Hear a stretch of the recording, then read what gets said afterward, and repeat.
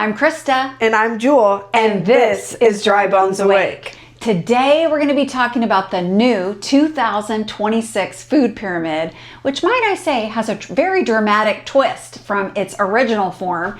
And so we're going to talk about the old pyramid, the new one, what changes were made and why. Plus, we are about to unfold something brand new that isn't on any other document associated with the food pyramid, and that is our very own soul food pyramid, which will nourish your soul. Let's first talk about the old food pyramid from 1992. Let's be real here. The bottom of the pyramid said 6 to 11 servings of cereal, pasta, and bread. Carb was king, right? We knew that before races, you were supposed to carb load. Before big tests, you were supposed to carb load, that your brain needed all of these carbs. Well, then we go to the next section. They used to say fruits and vegetables would be in that next section, which I agree that we need a bunch of those, but they would say 3 to 5 servings of each. Then we would go to the next section, which again, it's going smaller as I go up. They would say meat and dairy, which we know now represents our protein. And that was a pretty small part of our daily intake. And then finally at the top were your oils, your sweets, and your fats. And those were almost considered that you would use those sparingly, was kind of how they viewed the top of that pyramid. And now we're going to talk about the 2026 new food pyramid. So at the top, we have our clean proteins. This is our beef, our poultry, our fish, our eggs, and along with some whole fat dairy. Next, we're going to have our healthy fats. This is our butter, our tallow, our avocado oil, our coconut oil, our olive oil. And then after that, we're going to have our fruits and veggies. And then we're going to have our grain. So for these last two with the fruits and veggies, they used to be based on portion sizes, but now you just kind of want to look at it as if you're looking down at your plate, you want 1/3 of your plate to be fruits and veggies, and then there should just be a little bit of grain. Now, with the grain, let's talk about the kinds of grain, because on our old food pyramid, it was cereal, bread, pasta. These are all ultra processed foods. So we're looking more at the ancient grains, the ones that haven't been overly farmed and overly processed. Because at the bottom of this food pyramid, there's even a disclaimer that says that you should be avoiding ultra processed food almost altogether. So, talking more to you about ultra processed food, over to my mom. Okay, so I think about, again, comparing the old versus the new, and how the old, the 6 to 11 serving size included cereal. Cereal is one of our largest, probably consumed, in my opinion, ultra processed foods. And did you know that out of 55% of the population, at least 50% of their diet comes from ultra processed food, which they have said is linked to a mirage of different chronic disorders, that are found here in the United States especially. The new pyramid emphasizes gut health and microbiome, which, if those words sound familiar, it's probably because you watched our first video that was about L-reuteri, which is very, very good for your gut. So if you haven't seen that video, go watch it. And if you have seen it, well, then you're already pretty much a pro. So now we're going to take you guys down to the kitchen and show you a recipe that reflects this new pyramid, and we're going to have some fun and share some laughs. I'm excited. Yeah. Let's go. Me too. So we'll see you guys there. Welcome to the kitchen. Today we get to cook a meal with the guidelines that we talked about in the previous section, the new 2026 food pyramid guidelines, which we're excited about. The whole thing, as you remember, was turned upside down. And so it follows what we've always known to be true, right? But now we get to create it today. So exciting. Yes. Okay, so today we are going to be making a Greek bowl. And with these bowls, they're pretty universal. You can put whatever type of veggies you want, whatever type of protein. But to keep it Greek today, we're going to be using the traditional Greek ingredients. So that will include a marinade, a sauce, and toppings, and then we will put it all together. Great. To save you guys, we actually thought of this after the fact, that we thought of a cute chit chat chop that we will be incorporating next time, but I saved you guys the chitter chat today so that you could see. We'll talk about knife safety in the next video. So yeah, so what we have that is going on our Greek bowls is red onions, cucumbers, cherry tomatoes, broccoli, and then dill and mint. So, also I'm going to show you guys, I stopped doing this in the middle of what I was doing because I wanted to show you guys what it meant by this. But in the sauce, we're going to use grated cucumber, which would be pretty self-explanatory, but I was confused by it, so I figured I'd show you guys. So that pretty much just means that you're going to take a whole cucumber and grate it. So while I'm grating this cucumber, my mom's going to tell you about all of the fun veggies we have on our plate. Okay, so veggies are my favorite, and I'm also excited about the new food pyramid in that it makes veggies a third of your plate, which I think is so important. And so it goes from 3 to 5 servings, right, which it used to be, to make sure every time you're eating, you've got a good portion of your plate that represents nutritious veggies in all different colors. Each color represents a different nutrition. So the greens have the chlorophyll, right, and the phytonutrients. The reds have good things. We've got purple. So we've got a great array. Okay, now that our veggies have been explained, our cucumber has been grated, I'm going to talk about what I put in my chicken marinade. Now, I was going to do this with you guys, but I decided since it has to sit for, you can either let it sit at room temperature for around 15 minutes, or if you want it to really absorb the flavor, you can put it in your fridge for 2 hours with this chicken marinade on. But for the sake of time, I just did 15 minutes. So in here, I have 2 pounds of chicken, but for every pound of chicken, you're going to want 3 tablespoons of olive oil, 2 tablespoons of lemon juice, 2 cloves of grated garlic, and just a handful, they say like 4 tablespoons of fresh dill, but I kind of just chopped it up. Sorry, fresh wrong dill. ingredients. Yep, fresh dill, which, yeah, yum.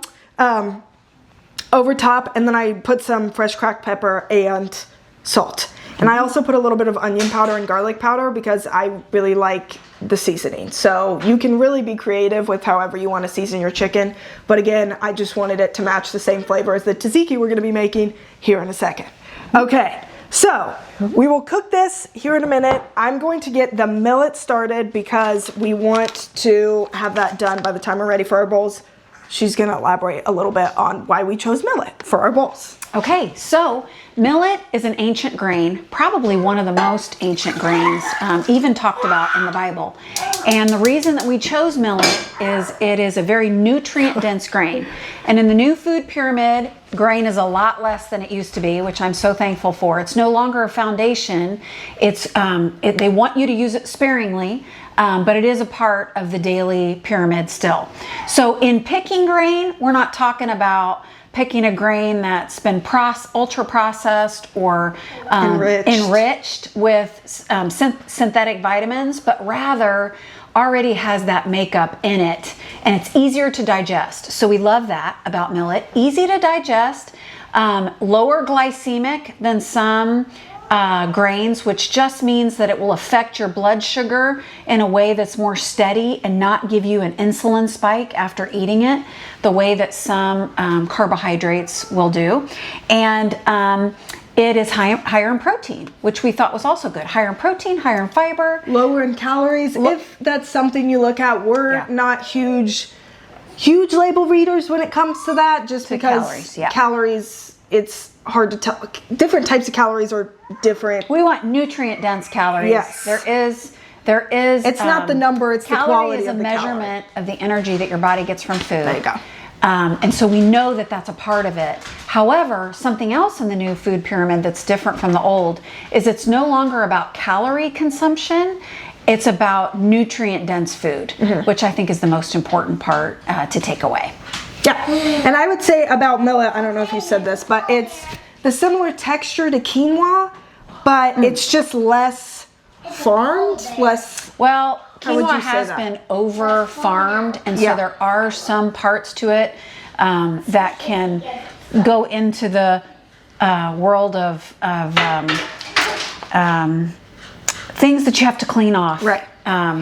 The more you there's more. farm, the less nutrients it has. There you in go. it. Yeah. Thank you, Juju. So, but you're gonna cook it in the same manner you would cook rice. You're gonna wanna wash it. For every 2 cups of water, it's 1 cup of millet. So I have my 2 cups of water over here boiling on the stove. And once that comes to a boil, we're gonna put our millet in. We're gonna cook it. Actually, probably should know that. Oh, that says slow cooker for 4 to 5 hours. I was like, well, we're gonna be here a while. We're gonna cook it for 20 minutes at a boil, and then after that, we'll show you how we incorporate it into our bowl. So, Yum. we'll see you guys in 20 minutes. Come on. Come on, guys, follow me for a second. Over here to the stove. Okay, so here we have 1 cup of washed millet. The reason that it's important to wash it, similar to why you wash rice, but it gets all the starches off, so it makes it less sticky, it takes away its bitterness, makes it a little bit more sweet, and just all around a more enjoyable experience. And probably kind of gross not to wash it, seeing as it's not ultra processed, which is good, but probably means there's some dirt particles in there. Okay, so this is my 2 cups of boiling water. I'm gonna add in my 1 cup of millet as well as I can. Ooh, wow, don't burn yourself on the flame like I just did. And then we're just gonna mix it up. And I'm going to set a timer for 20 minutes. And let it boil. Okay, you can follow me back over here. Okay, millet is boiling, veggies are chopped, chicken is marinating. Now we're going to make the tzatziki sauce that I would like to say, honestly, is pretty high protein too, so that's a bonus. And yeah, so I'm gonna walk you guys through the measurements of what all goes into the sauce, and my mom is going to dump them in for me.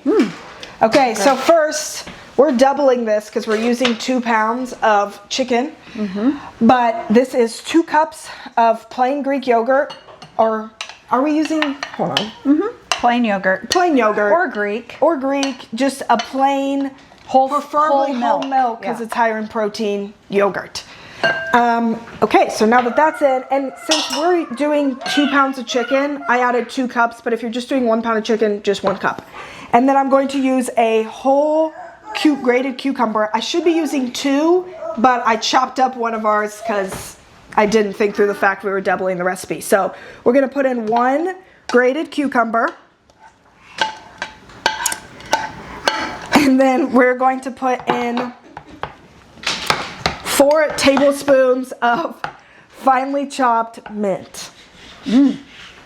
Fresh mint, preferably.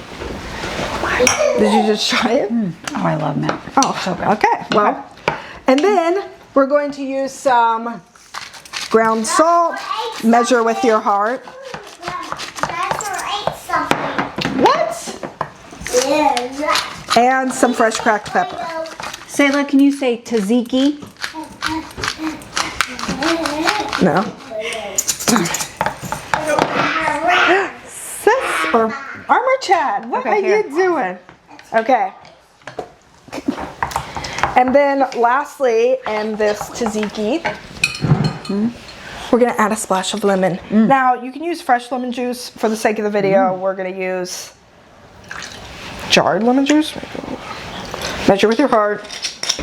And you can always taste things. I am a big fan of measuring with your heart and tasting things as you go, because even if you make something different, I feel as though, you know, making something new or changing it to your taste liking is great. Okay, so taste test.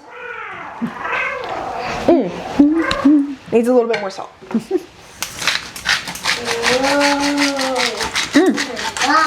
What do you need? Yum, yum. Just adding, oh gosh, a bit of a mess today. What? Okay, so now that sauce is done, which I love a sauce that has some good protein in it because I am a big sauce girl. And I don't normally count, like when I'm looking at sauces and stuff, it's like if there's a little bit of this or a little bit of that. I'm just a big sauce girl. So this is great for me that there's added protein. I also love to blend cottage cheese and put seasonings in it to add it as sauces. Wonderful. Okay, sauce is ready. Now we're gonna cook the chicken. So we are going to cook the chicken on the stove, use avocado oil or olive oil. Avocado oil is better with higher heat. So we're gonna use avocado oil, but just try to avoid anything that's a processed seed oil if you can. So no canola, no vegetable, no sunflower. No grapeseed. No grapeseed. Try to stick to avocado or olive oil if you can. I know in this economy it's so stinking expensive, but Coconut. and your gut will thank you for it, and so will your inflammation, I promise. Avocado oil in the pan. We're gonna let it heat up. After it heats up, we're gonna put the chicken in there, simmer it until it's brown or the internal temperature of 165 degrees.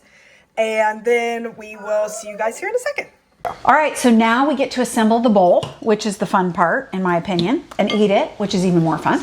And so this is the veggies, represents the veggies, dark leafy green, which is what we want. It's got the millet, which the grain we use sparingly, right?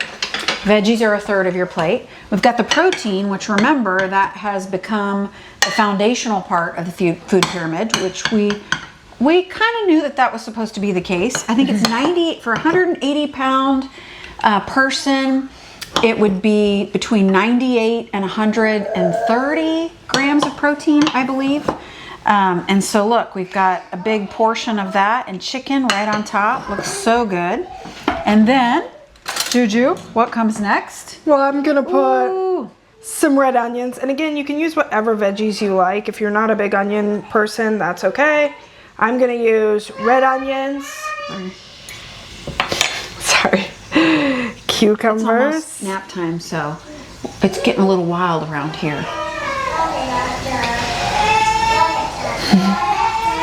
Bless Faith's heart. I know, she's such a trooper. She's the behind the scenes on all of this. Couldn't do it without her. No, she's our director, our videographer. All right, y'all, we're rounding the corner. Come on. So, You need broccoli. some of this. Ooh. We have our cruciferous veggies, our superfood veggies, our colorful veggies, our protein, our grain, our base, and now the sauce. Wait, I have the cutest little ladle. Oh, sorry, my this mom has the little cutest guy. little ladle. So cute. Oh, thank you, Say. So, we'll drizzle. We're just gonna put it all over. That's what we're gonna do. Who gets to eat this? Is Sayla gonna be our taster? Okay. So there you have it. This is our Greek bowl. And yeah, hope you guys enjoy it as much as we're going to. Taste that, it's yummy. It's called Tzatziki. Soulish. Yum. All right. Well, we will see you guys at Soul Food. See you in a minute. Okay. Welcome to Soul Food. All right. We're super excited to unveil the 2026 Soul Food Pyramid. I know, right? I love that. Okay, so at the base of this pyramid, we have love for God and love for others. We know that that's the most important thing. Jewel, what's next? Next, we have our scripture and our truth, because man cannot live by bread alone, but by every word that God has to say. I love that. And then we thought it would be so good to have a portion that talked about forgiveness and grace.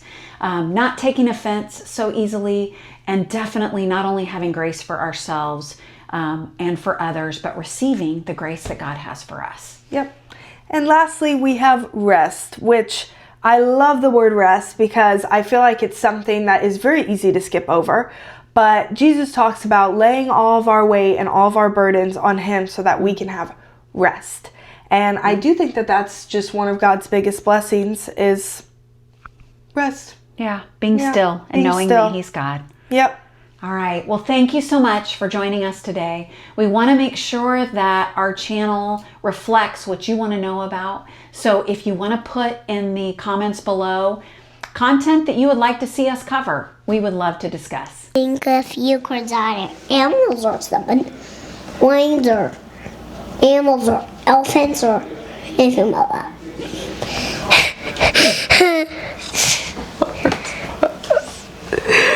Say what I love. Squirrels. or squirrels? What's your favorite animal? Squirrel. Woo! Happy day.